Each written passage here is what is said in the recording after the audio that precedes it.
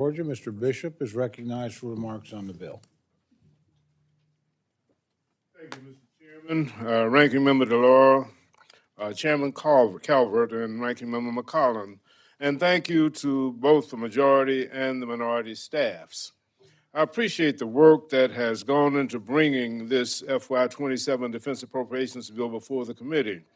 Providing for the common defense is one of Congress's most solemn constitutional responsibilities, and it is a responsibility that we must approach with seriousness, discipline, and respect for the men and women who wear the uniform.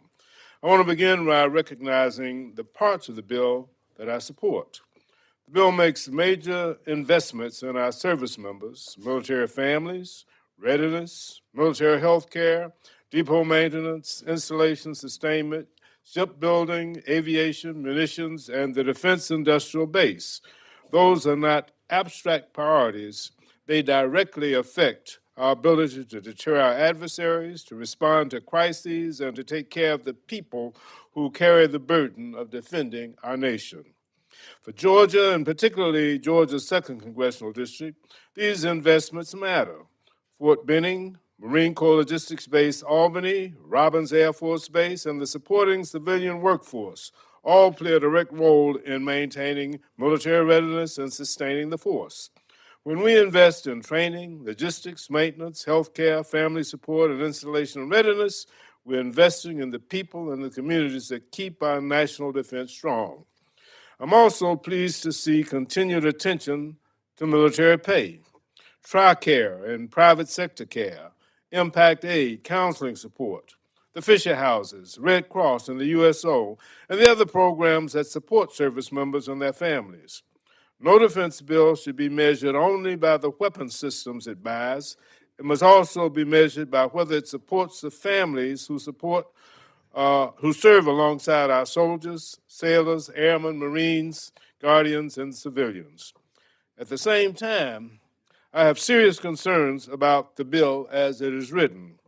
A defense bill of this size requires strong oversight, clear priorities, and transparency.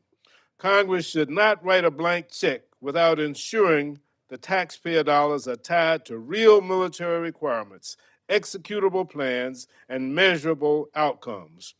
This defense bill is lopsided, $1 trillion plus.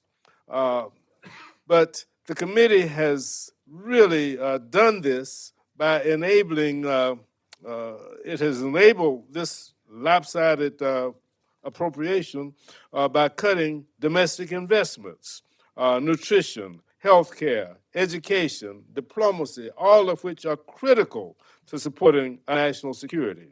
I'm particularly concerned by the omission of the Ukraine Security Assistance Initiative at a time when the Ukraine continues to resist Russian aggression, and all our allies are watching closely to see whether the United States will remain a reliable partner. I'm also concerned about the broad $1 billion reduction tied to business process modernization and artificial intelligence without sufficient clarity about which programs or accounts may be affected. Innovation is important, but savings must be real, transparent, and not come at the expense of readiness of service member support. I also remain concerned about provisions related to domestic National Guard deployments. The Guard is an essential component of our national defense and emergency response capability. We must ensure that Guard resources are used in ways that strengthen readiness, not in ways that politicize the force or distract from core missions. So today, my approach is straightforward.